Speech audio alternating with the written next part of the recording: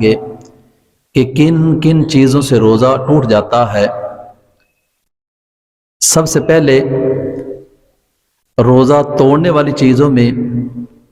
اگر کسی نے کھانے پینے یا جماع کرنے سے روزہ جاتا رہتا ہے، اگر روزہ یاد ہو تو جان بوجھ کر یہ افعال کرنے سے روزہ ٹوٹ جاتا ہے۔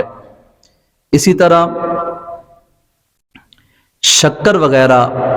ایسی چیز جو منہ میں رکھنے سے گھل جاتی ہے، منہ میں رکھی اور تھوک نگل گئے تو روزہ جاتا رہا، یعنی روزہ ٹوٹ جائے گا۔ اب شکر وغیرہ یا کوئی بھی ایسی چیز جو منہ میں رکھنے میں حل ہو جاتی ہے، اگر کسی نے اس کو منہ میں رکھا تو پھر ایسی صورت میں اگر اس کا تھوک نگل گئے تو روزہ ٹوٹ جائے گا۔ دانتوں کے درمیان کوئی چیز چنے کے برابر یا زیادہ تھی، اسے کھا گئے یا کم ہی تھی مگر منہ سے نکال کر پھر کھا لی تو روزہ ٹوٹ جائے گا۔ اب روزہ توڑنے والی چیزوں میں ایک یہ ہے، روزہ یاد ہونے کے باوجود حکنا لیا، روزہ یاد ہونے کے باوجود حکنا لیا یا ناک کے نتنوں سے دعا چڑھائی، روزہ جاتا رہا۔ روزہ یاد ہونے کے باوجود حکنا لیا۔ اب حکنا کیا ہے؟ یہ اگر کسی کو قبض ہے تو قبض کے لیے دعا وغیرہ ڈاکٹر دیتے ہیں اور پخانے کی جگہ پر یہ لگائی جاتی ہے، تو اگر حالت روزہ میں کسی نے حکنا لیا تو بھی روزہ ٹوٹ جائے گا۔ اسی طرح ناک کے نتنوں میں دعا چڑھائی تو بھی روزہ ٹوٹ جائے گا۔ اب اسی طرح اگر کسی نے انہیلر،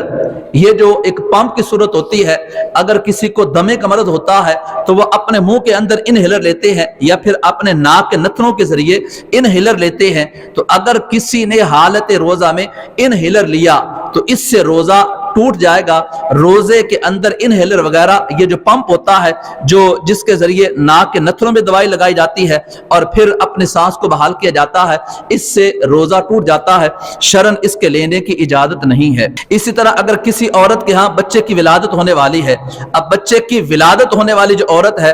اس کو یا کسی اعتبار سے عورتوں کا اندرونی چیک اپ بعض کا ہوتا ہے، تو اگر کسی نے اندرونی چیک اپ کروایا تو یہ بھی روزے کی حالت میں اس کی اجازت نہیں ہے، اس سے بھی روزہ ٹوٹ جائے گا۔ بواسیر والے کو بواسیر کے لیے بعض کا دوائی لینی پڑتی ہے مقعد کی جگہ سے، تو اگر کسی بواسیر والے نے مقعد والی جگہ سے دوا لی اور دوا کو چڑھایا تو ایسی صورت میں اس کا روزہ ٹوٹ جائے گا۔ روزے کی حالت میں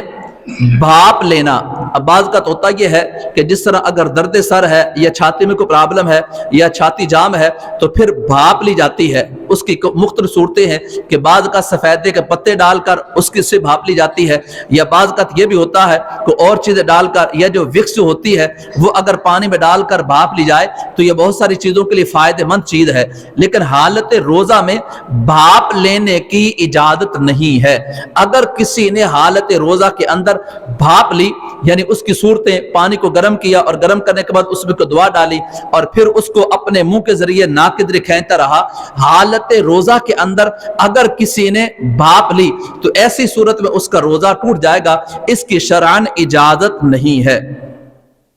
اگر روزے کی حالت میں کسی کے ڈائلسز ہوتے ہیں، اللہ نہ کرے کوئی گردے کا مریض ہے تو ڈائلسز روزے کی حالت میں کروائے جاتے ہیں۔ اب کیا ہے کہ جو اندر کا مواد ہوتا ہے وہ مشین کے ذریعے باہر نکالا جاتا ہے، یعنی وہ بالکل یعنی اپنے گردوں کو واش کروانا۔ اب اس کی آپ نے صورت دیکھی ہوگی کہ مشین کے ذریعے باقاعدہ وہ پورے اندر سے جو نظام ہے اس سے جتنا بھی آلودہ مادہ وہ نکالتے اور جو اچھا مادہ ہے وہ جسم کے اندر رہنے دیتے ہیں۔ تو اگر کسی نے حالت روزہ میں ڈائلسز کروائے تو اس سے روزہ نہیں ٹوٹے گا، البتہ ڈائلسز کروانے سے بندے کو نکاہت اور کمزوری آتی ہے۔ تو اگر اللہ نہ کرے کوئی اسی مرض کے اندر مبتلا ہے اور ڈائلسز وغیرہ کرواتا ہے تو پھر بہتر یہ ہے کہ جس دن ڈائلسز کروانے ہو اس دن وہ روزہ نہ رکھے، چونکہ روزہ رکھے گا تو ڈائلسز کروانے سے کمی اور جسم کے اندر نکاہت اور کمزوری آئے گی، جس سے اس کا روزہ باقی رکھنا مشکل ہو جائے گا۔ ہاں اگر کسی نے حالت روزہ کے اندر ڈائلسز کروا لیے،